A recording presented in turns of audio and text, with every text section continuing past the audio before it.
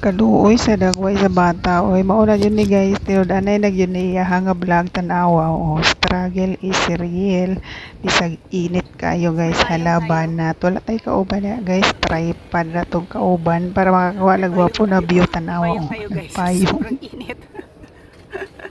So dito ka lang, tripod to guys. So ito lang yung kakampay po ko. Kasi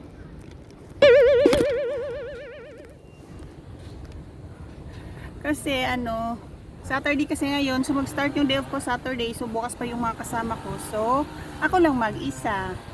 So punta tayo sa ibang destination. So vlog-vlog tayo konti dito para may vlog tayo guys. Kasi ilang linggo na akong walang vlog. At wala na akong long video. So mag-vlog tayo. Kunyari nag-vlog. Wala nang tayong kita sa vlog na to. Hala sige, pagsugod na nag-imot-imot day para mahuman na takatatadyong inita nga atong mga milasma ani wala na jud na wala ni daghan naman og samot. So tanawa guys, payong is real jud kayo sa una tapulan kay kung magdala og payong pero ang atong dagway daghan na og mapa so kinahanglan na jud og payong. So with shades tayo dyan. Mag-isa, so transfer tayo. Papayong na guys, hindi na kaya. Yung mga melasma natin sa katawan nito lalabas. So lapit-lapit tayo dito konti oh. Lapit tayo konti habang nagva-vlog kahit sobrang init. So lapit lang tayo konti. So struggle is real pag mag-isa ka, wala kang video. So maningkamot ka dai para maka-vlog ka. Lingaw-lingaw ra man ay lingaw-lingaw ra good. So lingaw-lingaw ra good no.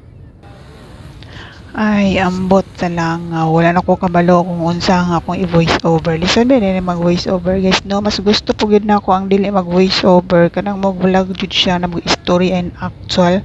Kay kung mag-voice over ka guys, lisod kayo maglibog ko kung unsa nga akong istorya.